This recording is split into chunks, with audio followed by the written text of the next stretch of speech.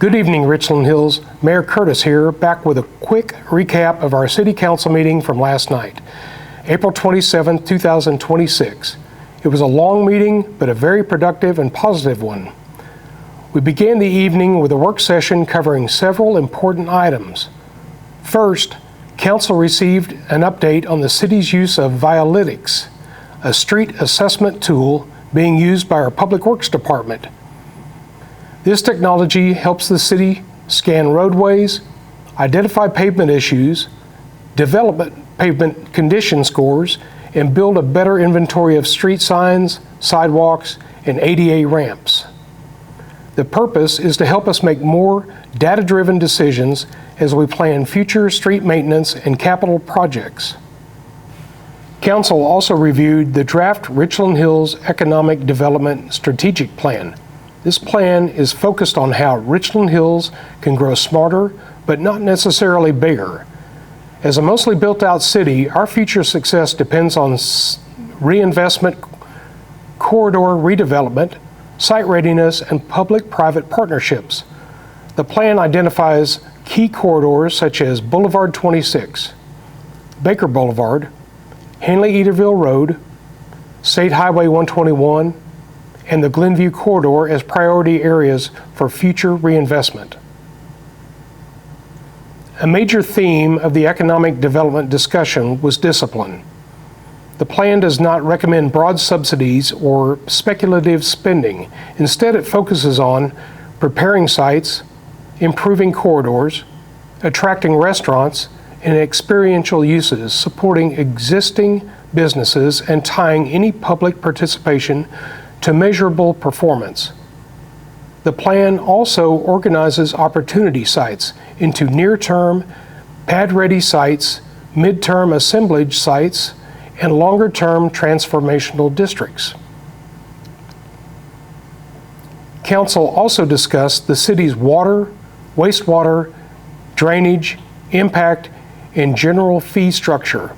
No fee changes were proposed or adopted last night.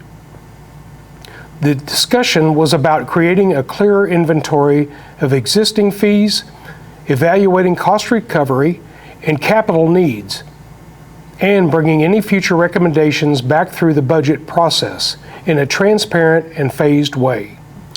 During the regular council meeting, the City Council considered several routine consent agenda items.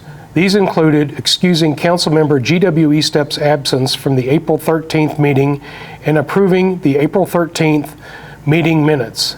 Staff requested Council table the third item due to language updates needed on Resolution 646-26, related to grant funding for rifle-resistant body armor for the Richland Hills Police Department. While that item was tabled, Council approved the first two items 7-0. Council then held a public hearing and considered the annual standards of care for youth programs provided by the Link Event and Recreation Center. These standards apply to summer day camps and after-school programs for children. They include staffing ratios, background checks, CPR, and first aid requirements, child safety training, health and safety procedures, and parent communication protocols. There were 3 minor changes for the 2026 programs requested by Council during the meeting. Council approved Ordinance 1542-26 with the requested amendments by a vote of 7-0. The next public hearing item involved a plan development request for 6557 Baker Boulevard, related to a proposed food processing use.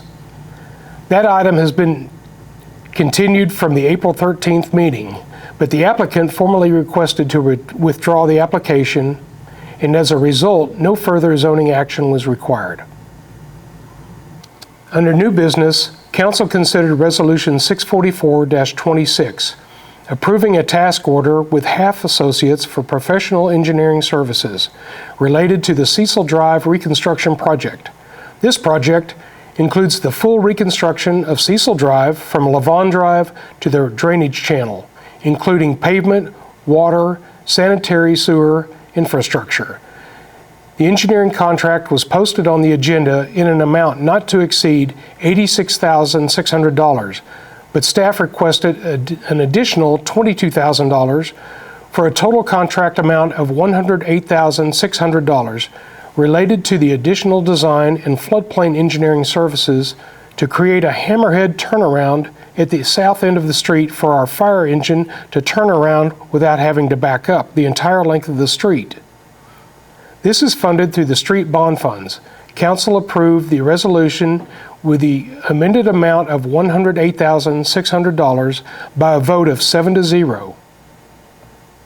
Also considered Resolution 642-26 in support of federal community project funding for the Booth Callaway Road reconstruction and utility replacement project.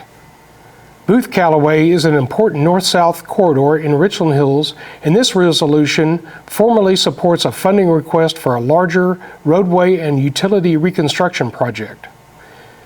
The estimated total project cost is $10 million, with a proposed federal request of $6 million and a local commitment of approximately $4 million. Staff will seek additional grant funding to cover the portions of the $4 million through other programs for roadway improvements. Council approved the resolution by a vote of 7-0.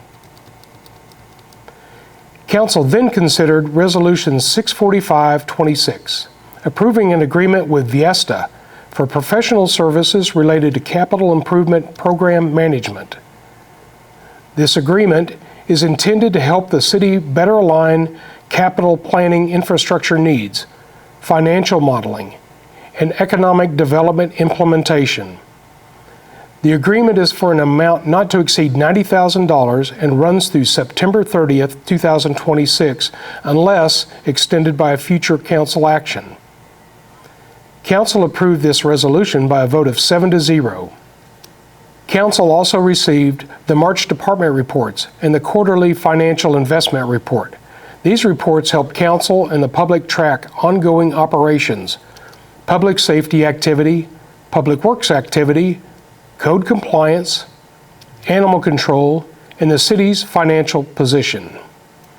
Overall, last night's meeting was about continuing to move Richland Hills forward in a thoughtful and disciplined way. We discussed infrastructure, long-term capital planning, economic development, public safety support, youth programming, and the need to make sure our fees, projects, and priorities are aligned with the future we want for our community. As always, thank you to our residents, City Council, and staff for staying engaged. We have a lot of important work ahead, and we are committed to keeping Richland Hills moving in the right direction. Thank you, and have a great week.